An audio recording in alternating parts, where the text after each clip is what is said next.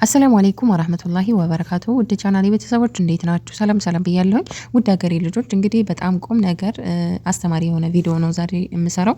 ጓደኛዬ ቦታ ገዝታ ቦታው ተወሰደባት። ቦታ የምትገዙትን ቦታ ቤትም ሆነ ቦታ ባካችሁ በደንብ አስተውላችሁ ቤተሰብ ሄዶ ይላችሁ። እኔ በጣም ነው እንትን ያልኩትና ማለት በቃ እንደዚህ ከገዛችሁት በኋላ ወይ ከብራችሁ ወይ ከቦታው ወይ ከቤቱ ሳትሆኑ ጉድ እንዳትሆኑ። እንደ ጓደኛዬ እዛ አብራኝ የምትሰራ ጓደኛዬ በቃ ማለት ጓደኛዬ ቦታ ገዝታ ወላሂ ነው የምላችሁ ጉድ ነው የሆነችው። ለማንኛውም ቪዲዮን ላይክ ሼር እያደረጋችሁ ለብዙ የመዳም ቅመሞች እንድደርስ አድርጉልኝ። የእውነት ነው የምላችሁ አንገብጋቢ ነገር ስለሆነ ማለት ነው። እንግዲህ ውዶችዬ ጓደኛዬ ልክ ማንኛችንም አረብ ሀገር ስንመጣ እንግዲህ አብዛኞቻችን ቦታ ገዝተን ቤት ለመስራት ነው የምንመጣው። አብዛኛውን የመዳም ቅመም ይሄ ነው በቃ ቦታ ገዝታ ቤት ለመስራት ከዛም በኋላ ደግሞ በቻለችው አቅም ቤተሰብን መርዳት የቤተሰብን ቤት ይሆናል አይደል? በቻለችው አቅም ማስተካከል ምናምን ለቤተሰብ ትንሽ የሆነ በቃ ማገዝ ነው ፍላጎታችን እና ደግሞ ቤት መስራት በቃ ይሄን ዋነኛ አላማችን። እና እንግዲህ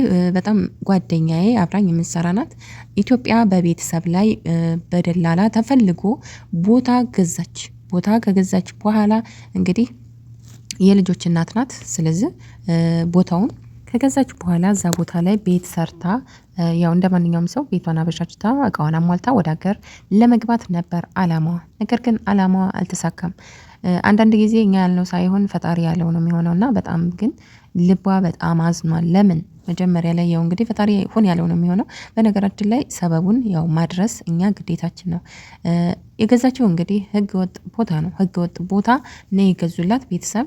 ህገወጥ ቦታ ነው በቅናሽ ብር ሲያገኙ በህገወጥ ቦታ ላይ ገዝተውላት ነበርና ከዛ ያ ህገወጥ ቦታ እንግዲህ ማለት መንግስት ለእንትን ብሎ እየሸነሸነ መንገድ እያወጣ ምናምን እንትን ሲል የእሷ በመንገድ እንትን ወሰዱባት። ከዛም ደግሞ የሆነ ምንድነው ይሄ መናፈሻ ቦታ ይሰራበታል ተብላ ወሰዱባት ቦታውን እና በጣም ያሳዝናል። እንግዲህ ቤትም አለው ነበረ ያው ቦታ ብቻ አይደለም ቤትም አለው ነበረ ማለት የሆነ ትንሽዬ ቤት ማለት ነው። ግን ያንን አፍርሳ ለመስራት ነበር።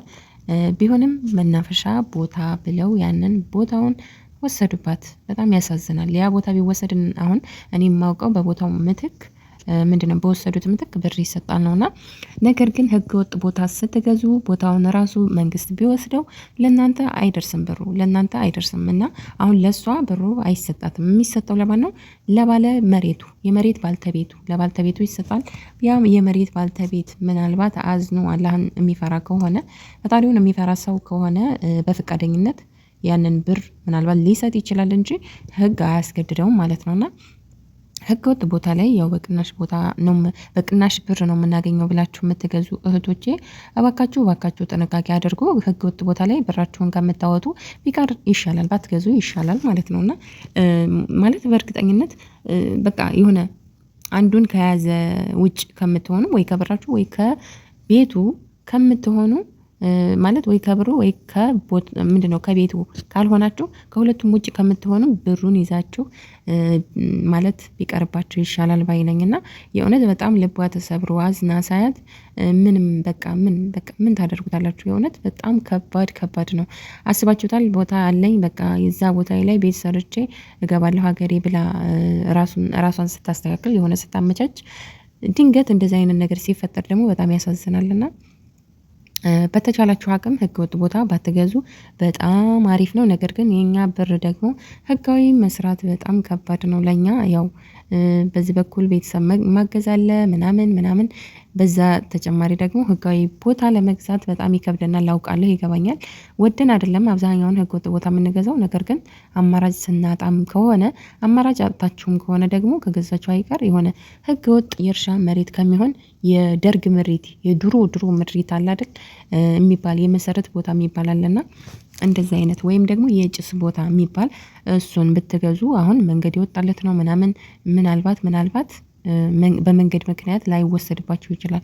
ስለዚህ እንደ ጓደኛዬ እባካችሁ ጉድ እንዳትሆኑ። የቦታን ነገር የቤትን ነገር ስለማውቀው ነው። ማለት ቤት ማለት ለኛ ያው በቃ አለ አይደል የአረብ ሀገር ውጤታችን የላባችን ውጤት ማለት ነው። ቤት ማለት ቦታ ማለት ለኛ በቃ የስንት አመት ድካማችን ነው ይገባኛል። በጣም ከባድ ነገር ነውና ለዛም ነው እህቶቼ ላስጠነቅቃችሁ። እንዲሁም ደግሞ ይሄ ማለት በጣም ትልቅ ነገር ስለሆነ ቤት ማለት ቦታ ማለት በጣም ከባድ ነገር ስለሆነ እባካችሁ እና ውዶቼ እባካችሁ ጥንቃቄ አድርጎ የሚገዙላችሁ ቤተሰብ ቦታ ሲገዛላችሁ እባካችሁ በአካባቢ ያለን ሰው ይጠይቅ። በቃ የሚኖሩ ይሆናል አይደል? እዛ ሰፈር የሚኖርን ሰው በደንብ አድርገው ይጠይቁ። ይሄ ቦታ ህጋዊ ነው ወይ? ይሄ ቦታ ስንት ሰው ገዝቶታል? ማለት ብዙ ሰው ከተጋዛው ከዛ በፊት ያም ጥሩ አይደለም። ብዙ ሰው ከሆነ የተላለፈው ቦታው ማለት ነው። ያም ጥሩ አይደለም።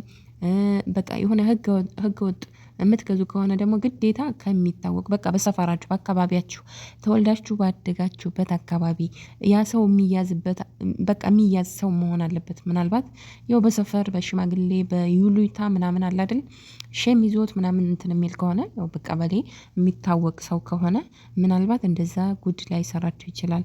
ነገር ግን ይቺ ጓደኛዬ ግን ከማይታወቅ በቃ ራቅ ያለ ሰው ስለሆነ የገዛችው ያሁን በቃ ጉድ ነው የሆነችው። በቃ ይሆናል አይደል የገዛችው ቦታ እንዳለ በቃ ሁሉን ብሩን ይዞ ገደል ነው የገባባት። በቃ የለም እና ብዙ ልጆች ደግሞ እንደዚሁ በመንገድ ምክንያት መንገድ ሲወጣ ቦታቸው ለምሳሌ 180 ካሬ ከሆነች ከዛች ከ180 ካሬ ላይ 40 ካሬው ምናምን ከተወሰደ ምንም ያክል አይቀርም። በቃ ይሆናል አይደል ምንድነው ቤት ማቆሚያ በደንብ አይበቃችሁም ምናምን እንደዚህም ስለሚያጋጥም ምንድነው መንገድ ያልወጣለትን ቦታ የምትገዙ እህቶቼ ይሄም ጥንቃቄ አድርጉ። በዛ ላይ ደግሞ ቦታ ስትገዙ ወደዛው አጥር ጠሩ። ወሰናችሁን ወደዛው በቃ አጥር ጠሩ። ለምን ምናልባት ያ ሰውዬ የሆነ ከጎን በኩል ቦታ ሊሸጥ ከሆነ አጥር ከሌለው ከዚህ እስከዛ ነው የኔ ብሎ ምናምን ሊሸጥባችሁ ይችላል። እንደዛ የሆነች ልጅ አጋጥሟታል። የእውነት ነው የምላችሁ በጣም ትንሽዬ ቦታ ናት የተረፈችውን ሊሸጣት ያለው ነገር ግን ከሰው ቦታ ግማሹን ጨምሮ ይሄ ነው የሚሸጠው ቦታዬ ብሎ አሳይቷት ተገዝቶላት ግን ያ ቦታ የእሱ እንዳልሆነ በቃ ምንም በቃ ይሆናል አይደል የሰው ቦታ እንደሸጠላት ነው ያወቀችው መጨረሻ ላይ ማለት ነው። በቃ እኔ እንጃ እንዴት እንደሆነ አይገባኝም። የምትገዙትን ቦታ በደንብ አጣርታችሁ ግዙ። ቦታ ማለት ከባድ ነገር ነው። በደላላ ላይ ስትገዙ ደላላው ስላላቸው ብቻ አምናችሁ አትግዙ። ደላላ ማለት ለራሳቸው ጥቅም እንትን የሚሉ አሉ። በርግጥ በጣም መልካም ደላሎች ሊኖሩ ይችላሉ። በዛም ግን በቃ አይደል እናንተን ለማግባባት ነው ደላላ ብዙ ጊዜ እንትን የሚለውና እባካችሁ ጥንቃቄ አድርጉ። ቤተሰቦቻችሁ ከገጠር መጥተው ከተማ ላይ ቦታ ሲገዙላችሁ በአካባቢ የሚኖሩ ሰዎችን ይጠይቁ። ይሄ ቦታ እንዴት ነው ምናምን የሚለውን በደንብ ያጣሩ። በጣም ብዙ ሰው የሚሸወድ አለ ለማለት ፈልጌ ነው። ለማንኛውም ውዶችዬ እባካችሁ ሼር ላይክ እያደረጋችሁ ለብዙ እህቶቼ እንዲደርስ አድርጉልኝ ይሄን ቪዲዮ። በተረፈ ሰብስክራይብ እያደረጋችሁ የደውል ምልክቷን ተጫኑ። ሁልጊዜ የምለቀው ቪዲዮ እንዲደርሳችሁ ይጠቅማሉ ያልኳቸውን ቪዲዮዎች እንግዲህ ወደ እናንተ ይዤ እመጣለሁ። እናንተም ደግሞ አበረታቱኝ። ምንም አያስከፍልም። ላይክ ሼር ማድረግ አትርሱ። በጣም ይቅርታ እንግዲህ ደረጃው ላይ ሆኜ ነው እንትን ቪዲዮ እየሰራሁ ያለሁት። ለምን ሰዎቼ እንዳያዩኝ ነው። ያው ከመዳም ስራ በኋላ ነው ቪዲዮ የምሰራው ማታ ላይ ስለሆነ ትንሽ ያው እንትን ላይ ሆኜ ነው የምሰራው። በጣም ይቅርታ ለዚህም ደረጃ ላይ ሆኜ ነው የምሰራው። አበረታቱኝ ውዶቼ። ሰላም ሁኑልኝ። አሰላሙ አለይኩም